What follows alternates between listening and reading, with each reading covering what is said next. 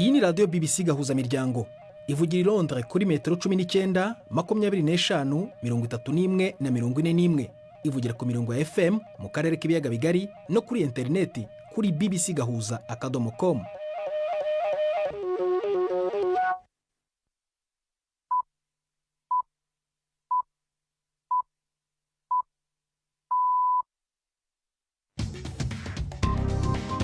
Ubu ni saa 10 n'igice ku isaha mpuzamahanga ya GMT, ni saa 12 n'igice ku masaha yo mu Rwanda no mu Burundi.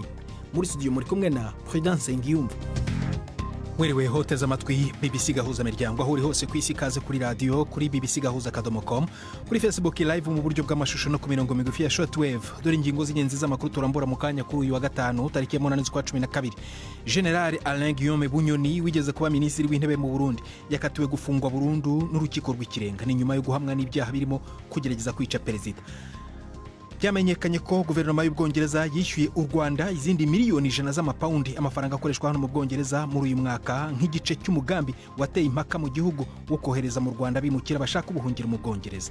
Abasirikare ba Sudani y'Epfo bagera kuri 250 bo bamaze kuva muri Repubulika ya Demokarasi ya Kongo iminsi mike gusa nyuma y'uko abakenya batangiye kuvayo. Bari bagiye mu muryango w'ingabo z'ibihugu bya Afurika y'Uburasirazuba mu guhagarika imirwano. Hari baza muganga ndetse navugwa mu mikino, bibiganiro biwe na Florentine Kwizera.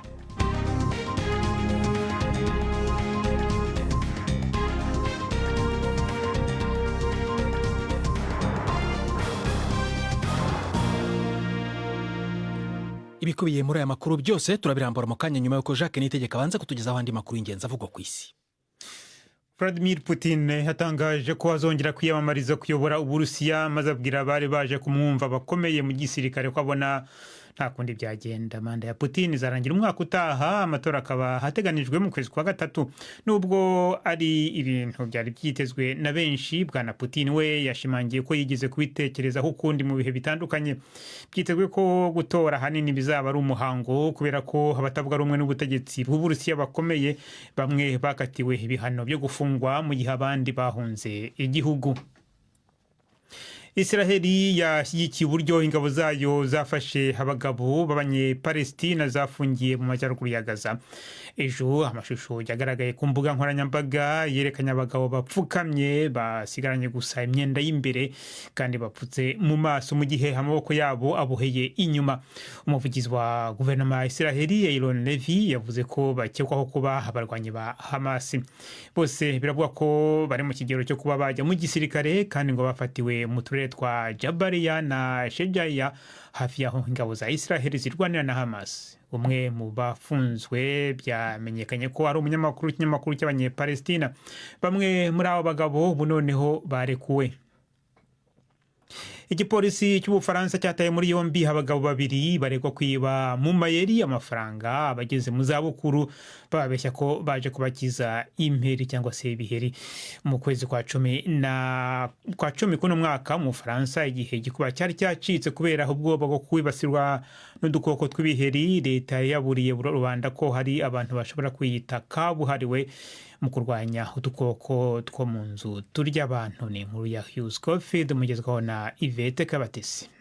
Abo bagabo babiri bafatiwe mu mujyi w'Uburasirazuba wa Strasbourg, aho bikekwa ko bakoreye ubwo butekamutwe guhamagara abakecuru bababwira ko udukoko tw'ibiheri twateye muri ako gace, bagashimangira ko bagomba kugera mu rugo iwabo kugira ngo bahashye utwo dusimba kandi tudahari.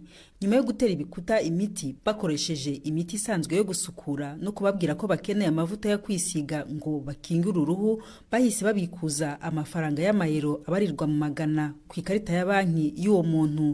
Kugeza ubu polisi ivuga ko abahuye n'ubwo bujura bagera kuri 48. Ubwoba bw'udukoko bita ibiheri bwatewe n'uburyo twavuzwe cyane ku mbuga nkoranyambaga. Abasirikare ba Sudani y'Amajyepfo bagera kuri 250 bavuye mu burasirazuba bwa Repubulika ya Demokarasi ya Kongo. Bari mu ngabo za Afurika y'Uburasirazuba zoherejwe mu mwaka ushize mu rwego rwo kugerageza guhagarika intambara hagati y'ingabo za Kongo n'umutwe w'inyeshyamba wa M23. perezida Felix Tshisekedi yinubiye ko ingabo z'akarere zitagize icyo zikora kigaragara kandi yanga kuzongerera igihe kigomba kurangirana n'uyu munsi. Mu mpera z'icyumweru gishize ingabo za Kenya nazo zatangiye guhambira utwazo ziva mu gihugu. Bivugwa ko inyeshyamba za M23 zishyigikiwe n'igihugu cy'igituranyi cy'u Rwanda, ariko ibi Kigali irabihakana. Amatora rusange muri Kongo ateganijwe mu mpera z'uku kwezi, ariko abanyamakuru bavuga ko umutekano muke ukabije mu burasirazuba bw'icyo gihugu uzatuma hamwe abaturage badashobora gutora. Umusenateri wo muri Leta Zunze Ubumwe za Amerika yasabye ko leta ikora iperereza ku ngaruka ku mutekano w'igihugu z'ibicuruzwa bya tungurusumu biva mu Bushinwa. Senateri Rick Scott yandikiye Minisitiri w'Ubucuruzi avuga ko tungurusumu z'Ubushinwa zidafite ubuziranenge ngo kubera ko zitunganywa mu isoko nkeya.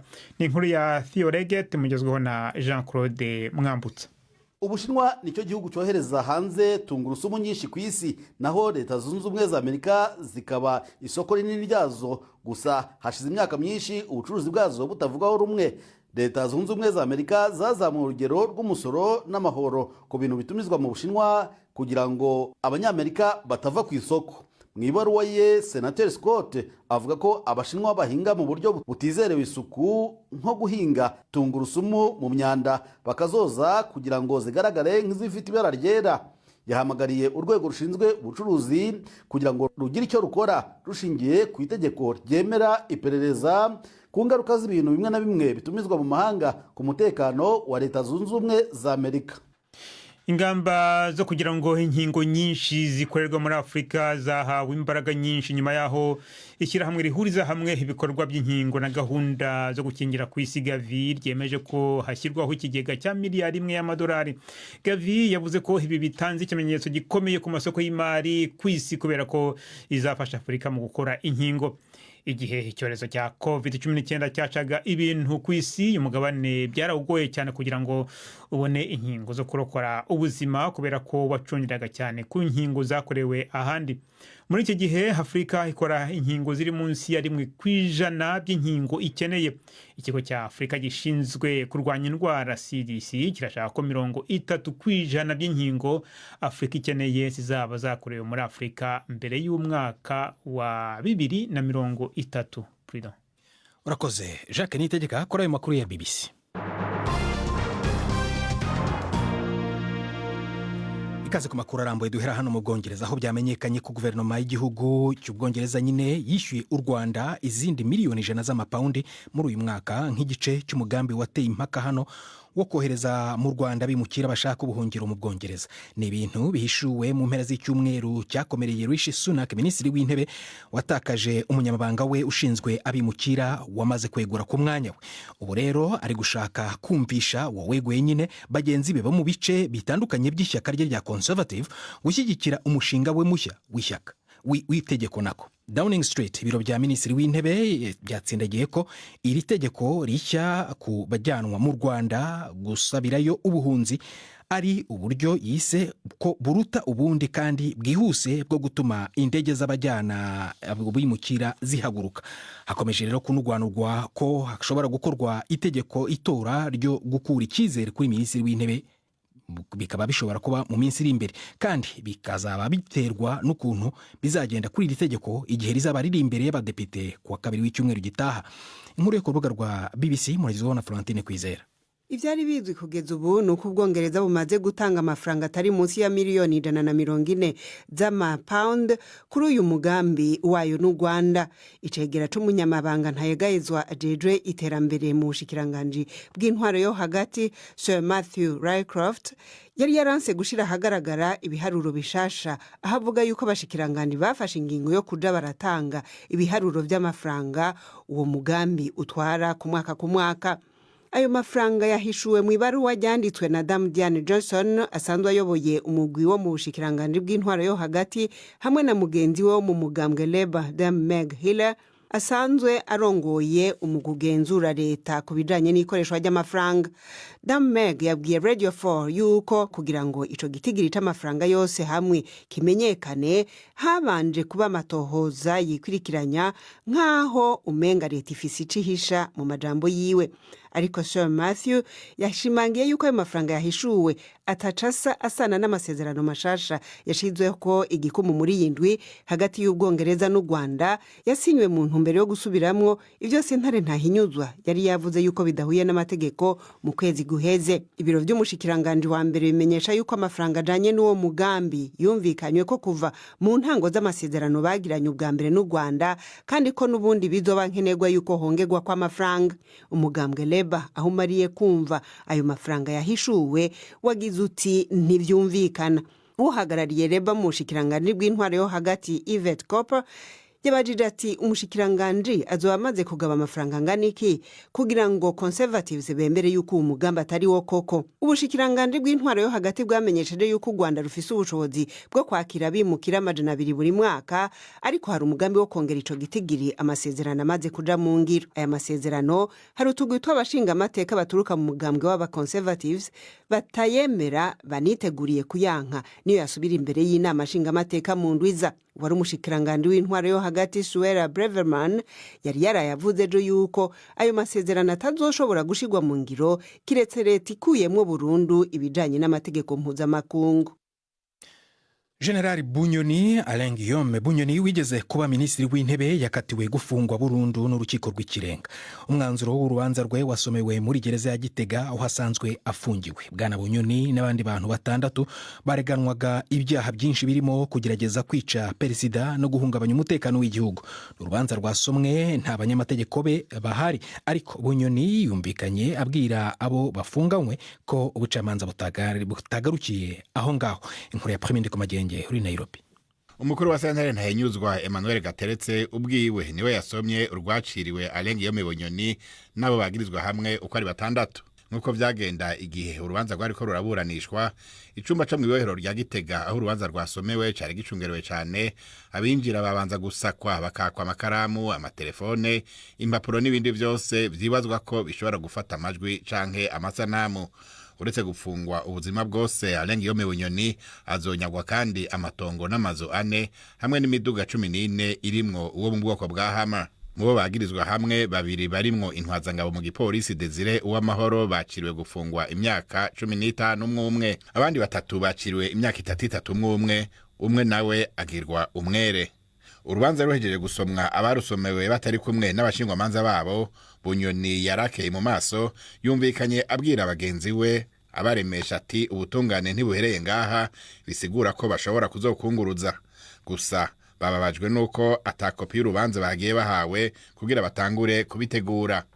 Bunyoni yafashwe mu kwezi kwa 4 inyuma y'amezi 6 akuwe mu mabanga y'umushikiranganje wa mbere muri leta ya Perezida Evariste Ndayishimiye. Igihe urubanza rwaburanishwa ntiyumvikanye neza igihe yakoreye ivyo vyaha yagirijwe, mu gihe yakuwe yaramaze imyaka irenga 15 yamari mu bibanza bikomeye by'ubutegetsi muri leta y'u Burundi. Premier Ndikumagenje, BBC Gahuza Miryango, Nairobi. Rakoze Prime. Tukiri ku nkuru z'imanza, abanyamategeko bunganira Serafin Twahirwa na Pierre Basabose, abanyarwanda 2 bakurikiranyweho ibyaha bya jenoside mu Rwanda mu 1994 babwira urukiko ko abo bunganira barengana.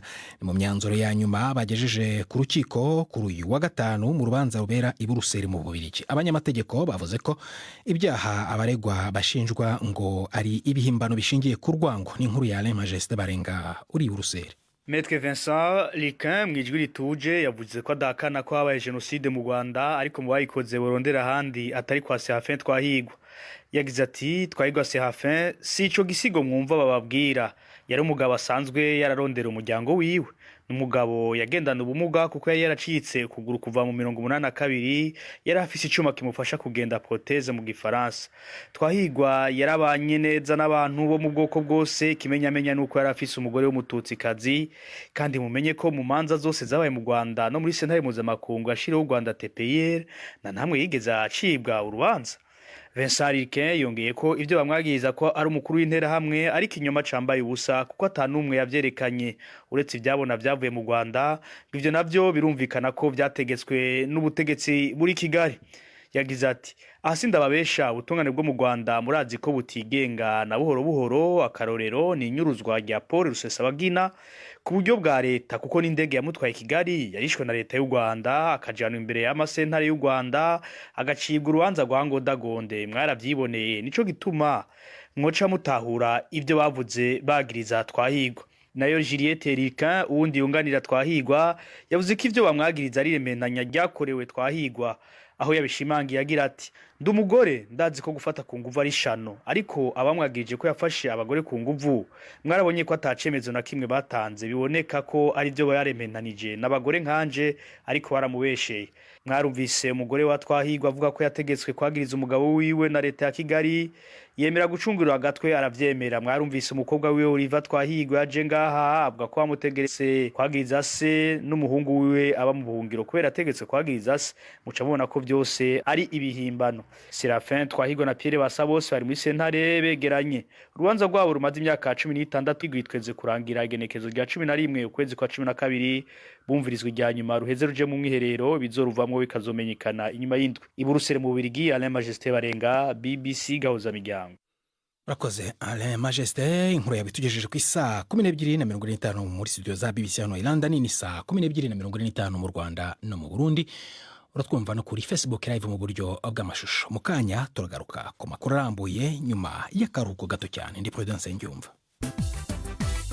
BBC Gahuza Miryango Igoma ni kuri FM 93.8.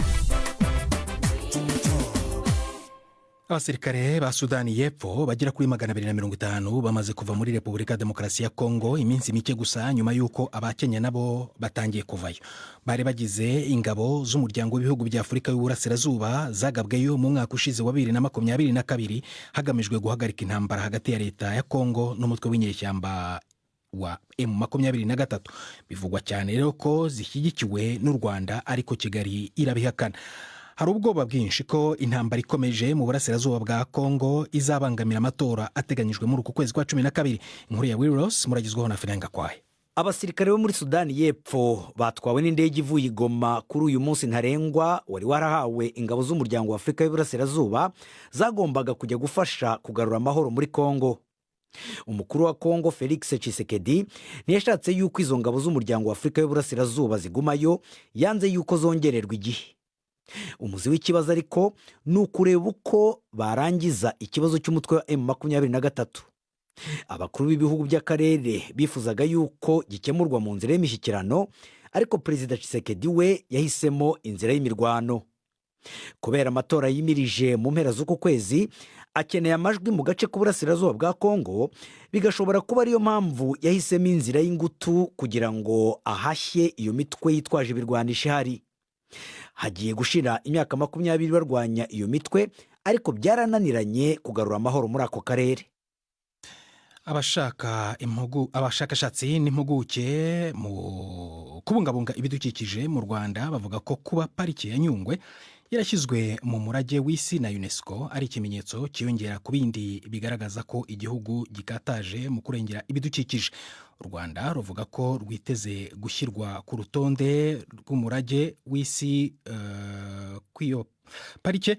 Barambwira ko iyo nkuru idahari, reka noneho tujye mu mvo n'imvano aho muzayikurikirana ejo kuri icyo kibazo nyine cy'ishyamba rya Nyungwe.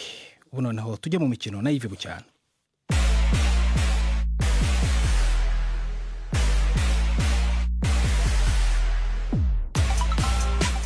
Birashika abantu mu bihugu bimwe bimwe canke uturere bakagira ibibazo byo kuja ku mbuga za BBC. Mwireweho neza bateze amatwi BBC. Mpere mu mupira w'amaguru, Everton yaraye yihanije Newcastle United itsinze ibitego 3-0 ihitiva by'agateganyo mu mwanya w'izishobora kumanuka. Ni mu mukino wa shampiyona y'Ubwongereza yo ku munsi wayo wa 15. Ibitego byose bitatu byinjiye mu minota 11 ya nyuma. Everton yari mu makipe atatu ya nyuma ashobora kumanuka mu cyiciro cya kabiri nyuma yo kwamburwa amanota 10 ku mpamvu zo kurenga ku mategeko mu mikoreshereze y'umutungo mwigura n'igurisha ry'abakinnyi. Iyo ntsinzi isize Everton ku mwanya wa 17 n'amanota 10. indi kipe yari ayikubiswe mu buryo itatekerezaga ni Tottenham, nayo isa nk'iri mu bihe bibi ugereranije n'uburyo yatangiye shampiyona uyu mwaka.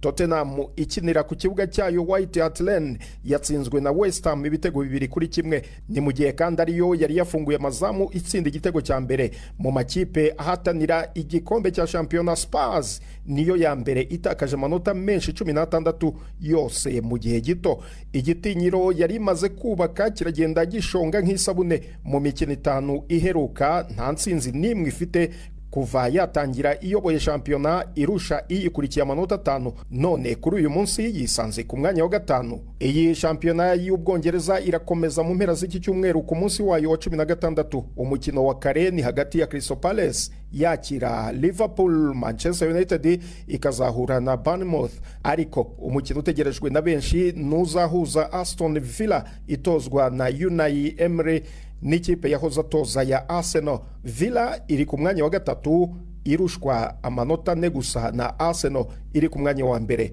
Muri basketball, abategura imikino ya BAL, Africa Basketball League, batangaza ko ku nshuro ya mbere kuva iyo mikino yakinwa, akarere ka Afurika y'Iburasirazuba katanze amakipe 3 mu mikino ya BAL, Africa Basketball League izaba umwaka utaha. Ayo ni APR Basketball yo mu Rwanda, City Oilers yo muri Uganda na Dinamo y'i Burundi. Ku nshuro ya mbere APR na Dinamo zigiye kwitabira iyi mikino, mu gihe City Oilers yo muri Uganda ari ubwa kabiri. APR niyo yegukanye igikombe cya shampiyona yo mu Rwanda, kandi amakipe yo mu Rwanda ntajya akina amajonjora. Ni mu gihe Dinamo na City Oilers zabonye itike mu mikino ziherukamo yo gushaka itike ya 16 zikomeye muri Afurika yabereye muri Afurika y'Epfo, zisoza inyuma ya Cape Town Tigers yo muri icyo gihugu, bityo zibona itike yo kuzakina imikino y'amatsinda ariyo bita conference. Bitandukanye rero n'imyaka 3 ishize, muri uyu mwaka wa 2024 iri rushanwa rizakinwa mu matsinda 3 ariyo Dakar, Johannesburg na Kigali izakinirwamo imikino ya nyuma. Urakoze Yves. Tuguma aho ngaho i Kigali, Jambo Ndihe Yvette Kabatesi muri Baza Muganga.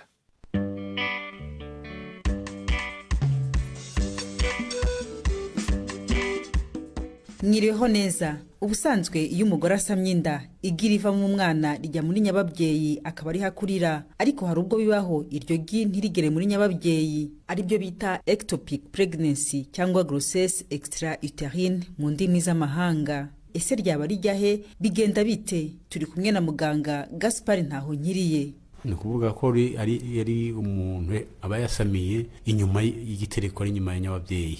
Kenshi kabija muri twa tuyoboro tumwe twita utuyoborantanga ari two trompe. Kenshi ni hica, ariko ishobora no guca ahandi ku ma overe twa dusabo, ishobora no guca mu nda atayifatiye kumara ariho hose. Biba byagenze gute subwo? Ni ukuvuga ko murazi yuko iyo umuntu asamira muri twa tuyoborantanga twita trompe. Mu gihe asamye ni ukuvuga ko yagi riva muri trompe rikinjira muri nyababyeyi. Hari igihe bishika yagi aho gufata inzira igenda muri nyababyeyi rishobora kwibesha rigasubira inyuma rigasohoka muri trompe rikinjira mu nda, cyangwa rikaguma muri trompe nyene rigacegwa ntiririnjire muri nyababyeyi. Kandi uko iminsi yenda rirakura, ryamara gukura ribaye nini rigasumba wa muheha w'akayoborantanga, ntirishobore kwinjira muri nyababyeyi rikaguma muri ako kayoborantanga. Kubera rinini riguma rikura, kandi kaga trompe ko ntigakura igaturikira ngaho, ryagira igaturika, mama akamererwa nabi cyane. None si byagenze gutyo hakurikiraho ikimuga? Mu gihe riturikiye muri uwo muyoborantanga cyangwa n'iryo ryagiye mu nda, naryo nyine hari igihe ritagaburirwa neza, naryo rigaturikira aho mu nda nyine, kenshi bitera ingwara ikomeye cyane ishobora no kwica umubyeyi. Babikurikirana babona yuko mu mfu z'ababyeyi 10% zishobora kuba ziva kuri iyo ngwara. Hanyuma iyo adapfuye naho aragwara cyane, nuvuga rigaturika rikava, umubyeyi akatakaza amaraso menshi cyane gushikaho bishobora kumwica cyangwa akamererwa nabi, bimwe twita ko yagiye muri shock. Nuvuga ko umuvuduko w'amaraso ukamanuka cyane, akabira ibyuya, akababara mu nda cyane, adatabawe ikamuhitana agapfa. Hari n'abandi nabo atakaza amaraso atari menshi cyane, ikaba ingwara iri ngaho, akaronka umwanya wo kwivuza bakamuvura, kenshi bakamubaga ariko sitegeko ngo bamubage. Hari n'igihe avugwa atabazwe kandi agakira. kubera imiti akoresheje isanzwe iryo rikayongera muri we agakira neza kandi atabazwe. Umuntu ashobora kwibaza atese umugore kugira ngo agere kuri urwo rwego rwo kuremba nta bindi bimenyetso abanza kugaragaza ko yasamiye inyuma ya nyababyeyi? Kenshi iyo ndwara yigaragaza hakiri kare kubera kakayobora ntanga ari gatoya, igi naryo rigakura ku munsi. Igihe rimaze gukura inda ntibirarenza n'ukwezi, kenshi biba byamaze kugaragara, agatangura kubabara mu nda, akava amaraso make ariko uko kubabara mu nda kumutuma kenshi aja kwa muganga. Agiye kwa muganga akamusuzuma, kenshi niho barabona ko ari ikintu kitameze neza, bakabona ko inda yagiye hatariho, agavugwa agakira. Bayikuramo rero si itegeko ngo bayikuremo. Iyo bigaragaye hakiri kare ari usanga kakayobora ntanga kataraturika. Mu gihe kataraturika, mu gihe hari umuntu ameze neza, ubona ko atatakaje amaraso, atagiye muri mwe twita shock, akimeze neza, uwo ashobora no gufata imiti n'agashinge tubatera kakamuvura, kakayobora ntanga katabuyemo agakira. Ariko mu gihe usanze katurise kamaze kumera nabi, ugakuramo. Rero kuri abo ngabo umuyobora ntanga uturika nuvuga ngo bahita bawukuramo, ahita baho udafite umuyobora ntanga. Yego mu isanzwe mu mama agira utuyobora ntanga tubiri. Kenshi ako kamwe iyo gapfuye, iyo kavuyemo asigarana kandi kamwe. Icyo dutinya nuko itatumye iyo nda ya mbere igiye muri akayobora ntanga gishobora gutuma n'inda ya kabiri ija mu kandi gasigaye. Amagorwa yo kongera gusamira mu kayobora ntanga ni menshi ugereranije n'abandi bataragwara iyo ndwara, ugasanga n'inda yindi yagiye mu kandi gasigaye. Muri ico gihe naho mu gihe aje byamaze kumera nabi tugakuramwo, twanagakuramwo bikaba bisobanura yuko atazongera gusama akurikije uburyo busanzwe. Navuga ko uwo yinjiye muri wa mugwi kugira same azokenera kugira muri bwa buhinga bukomeye bwo guhoza intanga arizo bita za fecondation in vitro n'ibindi. Hama muga hari abantu bibasirwa n'ibyo byago kurusha abandi. Birazwi neza ko hariho ingwara zituma biba. Ingwara ya mbere ikomeye cyane niyo bita infection. Nuko abantu barwara infection, infection zo mu gitsina zinjira mu gitsina, zikinjira no muri nyababyeyi, zikanjira no mu twatiyobora ntanga. Muri icyo gihe kakayobora ntanga karagwara nako ubugwayi bwako nyine bugenda wa muheha wako uragabanuka cyangwa kakipunga. Muri icyo gihe niho amagorwa yo kurwara indwara aba ari menshi cyane. Hari n'izindi mpamvu nk'imiti ijanye n'imisemburo, hari n'izindi mpamvu nk'abantu nyine basanzwe barabazwe mu bihimba by'irodoka by'utuyobora ntanga nyine kubera indwara zitandukanye. Kenshi nibyo bituma iyo ndwara yigaragaza cyane. Hari uburyo yirindwa se cyane? Kwirinda ni ukuvuga kwirinda da infection nico. Mu gihe umuntu akeka ko yarwaye infection kwivuza hakiri kare. Ariko ikigoye nuko hari infection nk'izo twita chlamydia, ni infection bashobora kurwara ntanamenye ko yanayigwaye kubera igira ibimenyetso bike cyane, kandi iyo ndwara akaba ariyo yica imiyobora ntanga gusumba izindi ndwara zose. Ugasanga iyo infection yaramugiriye nabi we atazi yuko yanayigwaye kubera nta kimenyetso cyamutuma ajya kwa muganga yigeze abona, ariko kagatuma imiyobora ntanga yononekara cyane. Muganga Gaspard Ntawonkiriye wasobanuraga uburyo umugore ashobora gusama inda ntige muri nyababyeyi. Ni naha dusoreje, turacyakomeza kwakira ibibazo. Mushobora gukoresha agasanduku k'amabaruwa 2790 i Kigali cyangwa mukohereza ubutumwa kuri email ya bazamuganga@gmail.com. Muramuke neza.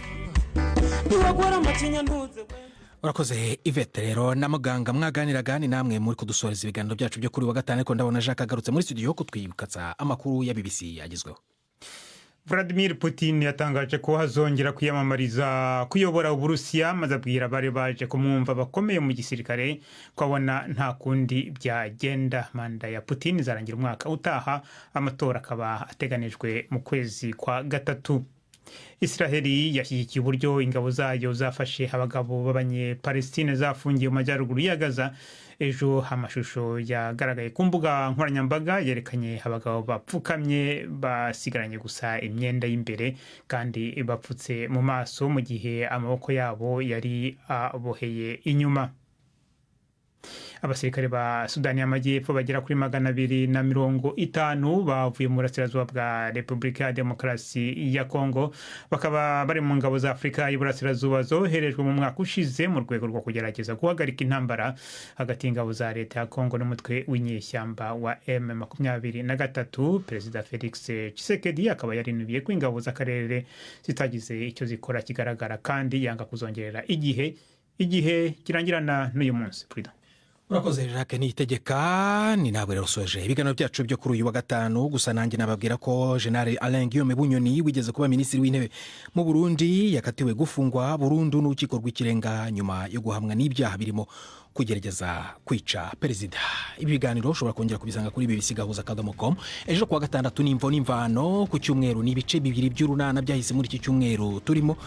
Hanyuma ibiganiro byacu bisanzwe kuri radio ni kuwa mbere mu cyumweru gitaha. Arakoze Danny Cox wadufashije kugira ngo amajwi akugeraho ameze neza. Byabewe na Florentine Kwizera, agenda Prudence Nyuba wakoze gusangira umugoroba wawe. Natwe uraharyana, weekend nziza.